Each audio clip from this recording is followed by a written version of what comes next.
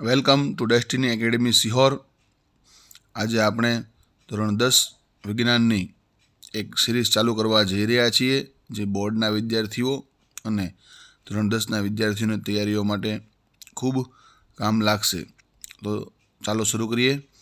પહેલું, calcium hydroxide એટલે કે CaOH2 એ હવામાં CO2 સાથે ધીમી પ્રક્રિયા દ્વારા દિવાલો પર બ્લેન્કનું પાતળું સ્તર બનાવે છે. તો જવાબ આવશે કેલ્શિયમ કાર્બોનેટ, જેને કારણે દિવાલ ખૂબ જ સફેદ દેખાય છે. એટલે કે ચૂનાનું નીતર્યું પાણી CaOH2 કેલ્શિયમ હાઇડ્રોક્સાઇડને દિવાલ પર લગાડ્યા પછી થોડા દિવસ પછી દિવાલ આપણને જે ચમકતી દેખાય છે સફેદ એકદમ, તેનું રીઝન છે કે કેલ્શિયમ કાર્બોનેટનું સ્તર બને છે એટલા માટે. જે રાસાયણિક પ્રક્રિયા દરમિયાન પ્રક્રિયકોના બંધ તૂટવા માટે ઉષ્માની જરૂર પડતી હોય તો તેવી રાસાયણિક પ્રક્રિયાને ઉષ્મા શોષક પ્રક્રિયા કહે. કારણ કે આપણે ઉષ્મા આપવી પડે છે. ઉષ્મા આપવી પડતી હોવાથી આવી પ્રક્રિયાને ઉષ્મા શોષક પ્રક્રિયા કહે છે. રેડોક્સ પ્રક્રિયા દરમિયાન જે પદાર્થનું રિડક્શન થાય તેને ઓક્સિડેશન કરતા કહે છે. કારણ કે પોતાનું રિડક્શન કરે તો બીજાનું ઓક્સિડેશન કરે, એટલા માટે તેને ઓક્સિડેશન કરતા કહે છે.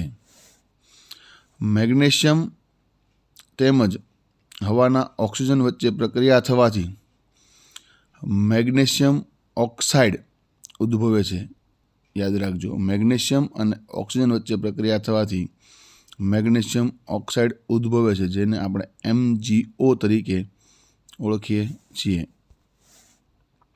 રાસાયણિક પ્રક્રિયાના શાબ્દિક સમીકરણમાં પ્રક્રિયકોને હંમેશા ડાબી તરફ તેમના વચ્ચે ધન ચિહ્ન દ્વારા લખવામાં આવે છે. એટલે અહીંયા પ્રશ્ન એવો પૂછે છે કે પ્રક્રિયકો કઈ તરફ લખવા જોઈએ, તો પ્રક્રિયકોને હંમેશા ડાબી તરફ ધન ચિહ્ન વડે લખવા જોઈએ. જો અસમતોલિત રાસાયણિક સમીકરણની બંને તરફ દળ સમાન ન હોય તો તેવા રાસાયણિક સમીકરણને પ્રક્રિયા માટેનું માળખાકીય રાસાયણિક સમીકરણ કહેવાય. કારણ કે અસંતુલિત છે, અને અસંતુલિત છે એટલા માટે તેને આપણે માળખાકીય રાસાયણિક સમીકરણ કહેશું. કોઈ પણ રાસાયણિક પ્રક્રિયામાં દળ એટલે કે દ્રવ્યનું સર્જન થતું નથી કે વિનાશ થતો નથી. એટલે આમાં જવાબ આવશે દળ. નવું દળ બનતું નથી કે જૂના દળનો નાશ થતો નથી.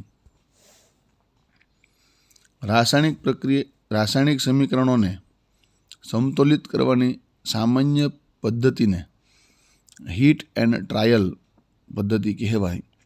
આપણે કોઈ સૂત્રની આગળ 2 મૂકીએ, કોઈ સૂત્રની આગળ 3 મૂકીએ, આવી રીતે જે સંતુલિત કરવાની જે આપણી પદ્ધતિ છે તેને આપણે હીટ એન્ડ ટ્રાયલ પદ્ધતિ કહેશું.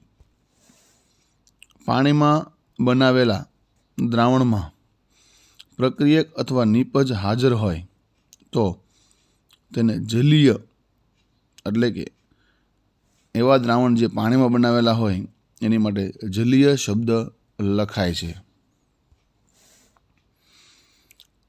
સમીકરણ પૂર્ણ કરવા ખાલી જગ્યા પૂરો. હવે આપણને ખ્યાલ છે કે કાર્બન ડાયોક્સાઇડ અને પાણી એટલે કે CO2 + H2O સૂર્યપ્રકાશ અને ક્લોરોફિલની હાજરીમાં ગ્લુકોઝ બનાવે છે. એટલે આ ખાલી જગ્યામાં જવાબ આવશે ગ્લુકોઝ. ગ્લુકોઝ એટલે C6H12O6 અને AQ જલીય દ્રાવણ સ્વરૂપે હોય છે. એટલે આપણે નીચે AQ એવું બતાવશું. એવી પ્રક્રિયા કે જેમાં 2 કે તેથી વધુ પ્રક્રિયકોમાં એક જ નિપજનું નિર્માણ થાય તો તેને સંયોગીકરણ પ્રક્રિયા કહે છે. બરાબર, એવી કોઈ પ્રક્રિયા હોય કે જેમાં બે પ્રક્રિયકો કે તેનાથી વધારે પ્રક્રિયકો ભેગા થવું એટલા માટે આપણે એને સંયોગીકરણ એવો શબ્દ વાપરશું. આરસ પહાણનું રાસાયણિક સૂત્ર કેલ્શિયમ કાર્બોનેટ છે, કારણ કે એક પ્રકારનો ચૂનાનો પથ્થર છે એટલા માટે આરસ પહાણને પણ આપણે કેલ્શિયમ કાર્બોનેટ વડે રજૂ કરશું. H2+O2 H2O તમે જોઈ શકો છો કે હાઇડ્રોજન અને ઓક્સિજન બંને ભેગા થાય અને પાણી બનાવે છે. બે પરમાણુઓ કે અણુઓ ભેગા થઈ એક નવા સંયોજનનું નિર્માણ કરે છે. એટલા માટે આને આપણે સંયોગીકરણ પ્રક્રિયા કહેશું.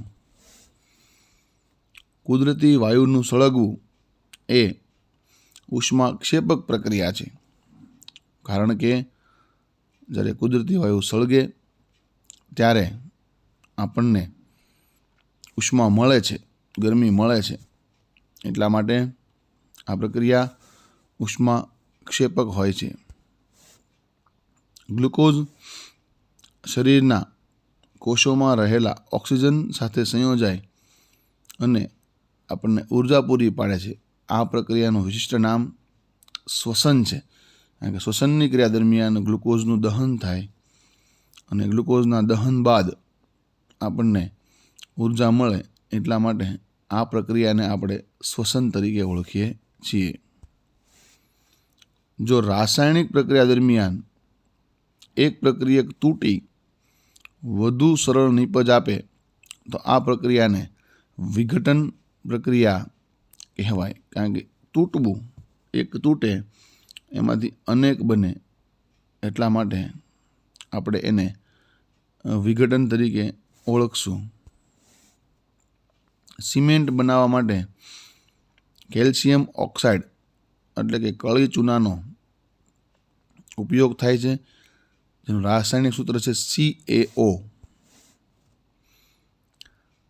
સફેદ સિલ્વર ક્લોરાઇડનું સૂર્યપ્રકાશની હાજરીમાં ભૂરા રંગમાં રૂપાંતરણ થાય છે. તેલ અથવા ચરબીનું ઓક્સિડેશન થાય ત્યારે ખોરાક જે છે એ ખોરો થઈ જાય છે અને તેની ગંધ અને સ્વાદ બદલાઈ જાય છે. વનસ્પતિ તેલને વનસ્પતિ ઘીમાં ફેરવવાની પદ્ધતિને હાઇડ્રોજિનેશન કહે છે. નિકલ ઉદ્દીપકની હાજરીમાં H2 વાયુ પસાર કરવાથી વનસ્પતિ તેલ એ વનસ્પતિ ઘીમાં રૂપાંતરિત થઈ જાય છે. NaOH plus HCl NaCl plus H2O આ પ્રક્રિયાનું બીજું નામ દ્વિવિસ્થાપન પ્રક્રિયા અથવા તો તટસ્થીકરણ પ્રક્રિયા છે. અહીંયા એસિડ વત્તા બેઝ બંને ભેગા થાય છે એટલે ક્ષાર બને છે, એટલે તટસ્થીકરણ પ્રક્રિયા પણ આને કહી શકાય. પ્રક્રિયા B2C plus XH2O YbOH2 plus CH4 માં X અને Yના મૂલ્યો જણાવો. તો તમે સહેલાઈથી કહી શકશો કે ડાબી બાજુએ તમે જોઈ શકો છો Be2 છે, તો જમણી બાજુએ Yની જગ્યાએ 2 લખવા જોઈએ, જેથી Be સંતુલિત થાય. અને તેવી જ રીતે જ્યારે તમે Yની જગ્યાએ 2 લખો છો ત્યારે હાઇડ્રોજન 2 દુ 4 અને CH4 માં 4 અને 4 ને 4 8, તો હાઇડ્રોજનને 8 કરવા માટે H2ની આગળ જે X છે ત્યાં 4 લખવા જોઈએ. એટલે એક રીતે આપણે આ સમીકરણને સમતોલિત કરવાનું છે, એટલે ગોખ્યા વિના સમજીને કરી શકાય. રાસાયણિક પ્રક્રિયાઓમાં કે જેમાં પ્રક્રિયકો અને વચ્ચે આયનોની આપ-લે થતી હોય તેને દ્વિવિસ્થાપન પ્રક્રિયા કહેવાય, કારણ કે એકનો ધન આયન બીજા સાથે જોડાય અને બીજાનો ધન આયન પહેલા સાથે જોડાય, એટલે આવી પ્રક્રિયાને આપણે દ્વિવિસ્થાપન પ્રક્રિયા કહીએ છીએ. ખાલી જગ્યા રાસાયણિક પ્રક્રિયા થવાથી લાંબા સમયથી રાખી મૂકેલો ચરબીયુક્ત ખોરાકનો સ્વાદ બદલાય છે, તો તે પ્રક્રિયા છે ઓક્સિડેશન પ્રક્રિયા. વિઘટન પ્રક્રિયાઓમાં પ્રક્રિયકોને તોડવા માટે ખાલી જગ્યા સ્વરૂપે ઉષ્માની જરૂર હોય છે. તો પ્રકાશ, ઉષ્મા અથવા તો વિદ્યુત સ્વરૂપે આપણે ઉર્જા આપીએ તો એ તૂટતા હોય છે. ચૂનાના પાણીમાં CO2 વાયુ પસાર કરવામાં આવે ત્યારે તે દૂધિયું બની જાય છે. મિથેનના દહનથી CO2 અને H2O આ બંને ઉત્પન્ન થાય છે. રાસાયણિક રીતે કાંટ એટલે ફેરિક કે ફેરસ ઓક્સાઇડ Fe2O3 XH2O, જેમાં પાણીના ભાગ હોય છે એટલે આપણે એને XH2O કહેશું. ખાલી જગ્યા પ્રક્રિયા દ્વારા અદ્રાવ્ય ક્ષારો ઉદ્ભવે છે, તો તેનું નામ છે અવક્ષેપન પ્રક્રિયા. બટાકાની ચિપ્સનું ઓક્સિડેશન થતું અટકાવવા માટે તેની અંદર આપણે ખબર છે કે નાઇટ્રોજન વાયુ ભરવામાં આવે છે. વેફરના પડીકા હોય છે તો એની અંદર નાઇટ્રોજન વાયુ ભરવાથી વેફર લાંબા સમય સુધી બગડતી નથી. લેડ નાઇટ્રેટનો પાવડર સફેદ રંગનો હોય છે.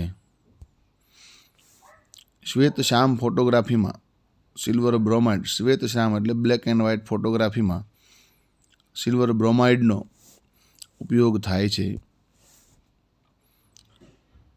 Pb plus blank PbCl2 plus Cu એટલે કે Pb પ્લસ CuCl2 હોય તો PbCl2 પ્લસ Cu લખી શકાય. Fe અને Mgમાં કોણ વધુ સક્રિય છે? Mg. ZnO plus C, Zn plus CO માં ZnOનું રિડક્શન થાય છે.